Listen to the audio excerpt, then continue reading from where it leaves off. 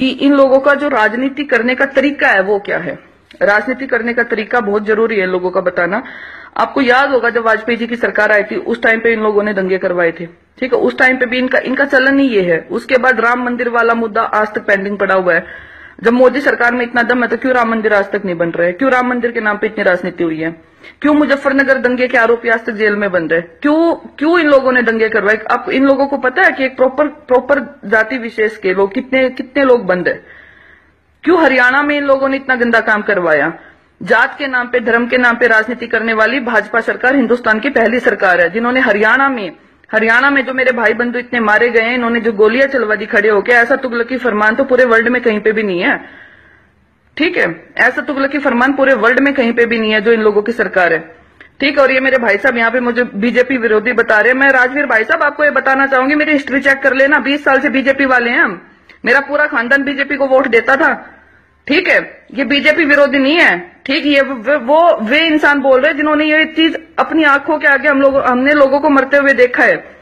और एक as a civilise citizen of India मेरा ये अधिकार है, मैं लोगों को बताऊंगी, जागरूक भी करूंगी कि सरकार ने क्या किया है। आप मोदी के अंधभक्त हो, आप कह सकते हो ये चीज, ठीक है, आपको नमो नमो करने की आदत है, हमें नहीं है, हमें जरूरत नहीं है ऐसी सरकार की। एनीवे ये तो ऐसे चलता रहेगा। दूसरी बात, हरियाणा में जो इन लोगों ने किया, जो 2100 आदमी अभी जेल में बंद है, जिनको छोड़ने का ये लोग कोई नाम नहीं ले रहे हैं, ठीक है। अभी मुरथल ये कह रहे थे चिल्ला के मुरथल में रेप हुआ, कहाँ हुआ रेप? बता दो एक बार। जो इनकी बिकाऊ मीडिया है जो सारे दिन बैठ के दिखाते रहते थे मुरथल में रेप हुआ, हमें एविडेंस मिले, ये पहला ऐसा हिंदुस्तान का ऐसा पहला रेप है जहां पे ना तो लड़की है जिसका रेप हुआ, ना कोई एविडेंस मिला, ना कोई गवाह है। उसके बाद भी ये लोग चिल्ला के मोदी के अंधभक्त कहते हैं मुरथल में रेप हुआ। बड़ी शर्म की बात है। ऐसी घटिया राजनीति धर्म के नाम पे, लोगों के नाम पे, समाज को बांटने का अधिकार ये करते हैं, ठीक है। उसके बाद मेन मुद्दा किसानों के लिए किसान विरोधी सरकार पहली भाजपा सरकार है। मोदी सरकार के गवर्नमेंट में आने से पहले ये लोग कहते थे हम स्वामीनाथन रिपोर्ट को लागू करेंगे। स्वामीनाथन रिपोर्ट का मतलब आप लोगों को पता था, किसान की फसल का 50% जो उन्होंने लगाया उसका मूल्य ये लोग उनको देंगे। इन्होंने लागू तो करना दूर की बात है, उसको निरस्त कर दिया। कहां है स्वामीनाथन रिपोर्ट? क्या वो इंप्लीमेंट हुई? नहीं हुई इंप्लीमेंट।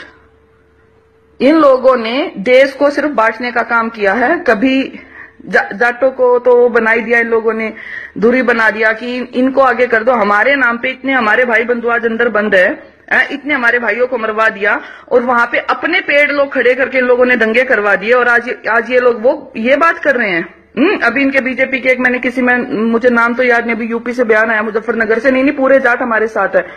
मैं आज एक बात कहना चाहूंगी, जिसका मरा है उसको पता है, जो दुखी है उनको पता है। वो जवाब तो इलेक्शन में इनको मिल जाएगा, लेकिन मेरा फिर भी आह्वान आप सब लोगों से, ऐसी सरकार का बिल्कुल साथ नहीं देना। आप किसी को भी वोट दो, कांग्रेस को दो, सपा को दो, मायावती को दो, किसी को भी दो, XYZ, चाहे अपनी इंडिपेंडेंट पार्टियां बना लो, किसी को भी दो, लेकिन मैं पर्सनल रिक्वेस्ट है यूपी में ऐसी सरकार को वोट मत देना, वरना जो हाल आज हमारा हो रखा है वो हाल आप सबका होने वाला है, बहुत जल्दी होगा।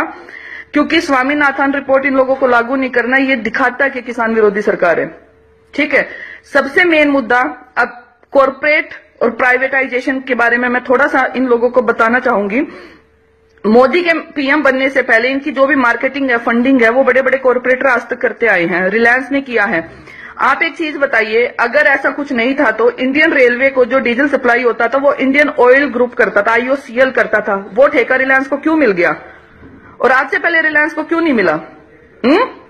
जियो की लॉन्चिंग होना, मोदी का जियो का प्रमोशन करना, BSNL और MTNL को बंद कर देना, धीरे धीरे BSNL MTNL खत्म होते जा रहे हैं, जियो इंडिया में आता जा रहा है। यही हालात चलते रहे तो आम आदमी इन कॉर्पोरेटर्स का गुलाम हो जाएगा।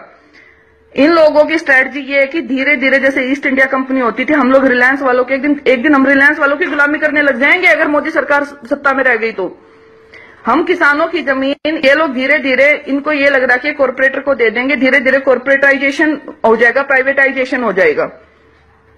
बड़े शर्म की बात है। और जिसको पता है उसको समझ आ रही है सारी चीजें। क्यों हर टेंडर रिलायंस को मिल रहे हैं? क्यों सरकारी टेंडर रिलायंस को मिलते जा रहे हैं? डेमोक्रेसी है, डेमोक्रेटिक कंट्री है ये। डेमोक्रेटिक कंट्री में ये सब चीजें नहीं चलती है। आज ये कुछ मुद्दे थे जो मेरे ख्याल से मुझे डिस्कस करने बहुत जरूरी थे।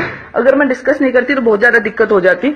और जो सबसे मेन मुद्दा है, उसके बाद अभी आप लोगों ने जो लेटेस्ट रिपोर्ट देखी भी होगी, इंडिया बीफ का सबसे बड़ा इंपोर्टर बन गया है। जो बीजेपी के अंधभक्त हैं, गौ माता के नाम पे आरएसएस वाले चिल्लाते रहते हैं, नहीं हम तो गोरक्षक है जी, हम तो गोरक्षक है जी, गोरक्षक है जी हम तो। अभी की बात बता दूं, मैं 10 दिन पहले यहाँ दिल्ली में मेरे भतीजे का फोन आया मुझे, तो यहाँ खजावला के पास एक गाय का एक्सीडेंट हो गया था रोड के ऊपर।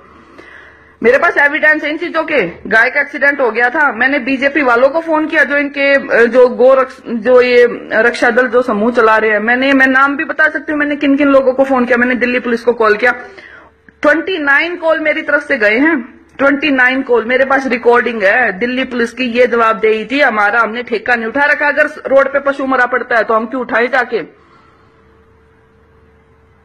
सेंटर में बीजेपी है, बीजेपी वाले गोरक्षा वाले कह रहे हैं। आरएसएस के लोगों को मैंने फोन किया, गो जो दल है उन लोगों को मैंने फोन किया, गौशाला में मैंने फोन किया, जो सेंटर चला रहे उनको मैंने फोन किया, जो एनजीओ चला रहे मैंने उनको फोन किया, मैंने पुलिस वालों को फोन किया। 2.5 घंटे तक रोड पे कोई नहीं पहुंचा था। क्यों इतना दिखावा है फिर? इतना दिखावा थोड़ी होता है। एक बीफ का नंबर 1 एक्सपोर्ट बन गया इंडिया। आपको पता है? आप आरटीआई लगा लो और चेक कर लो। वैसे तो आप लोगों को जवाब नहीं देंगे, साले आरटीआई वाले भी ऐसे ही हैं, लेकिन आप चेक कर लेना। मैं कह रही हूं, मोदी को डोनेशन देने वाला, बीजेपी को डोनेशन वाला सबसे बड़ी बीफ डोनेशन कंपनियां आज के दिन। तो इन लोगों को आम आदमी की नब्ज पता चल गई है कि धर्म के नाम पे, रिलीजन के नाम पे, जातियों के नाम पे किस तरीके से लोगों को बांटा जाता है और किस तरीके से वोट बैंक बढ़ाया जाता है। ठीक है, किस तरीके से वोट बैंक बढ़ाया जाता है। ये भाई साहब मेरे को कह रहे हैं, राजवीर रोहिला जी अभी कह रहे हैं आप राजनीति में आ जाइए। भाई साहब आपका काम है राजनीति करना, हमारा नियम तो आम आदमी है, ऐसे ही रहेंगे। ठीक है, और मुझे राजनीति में आना होगा।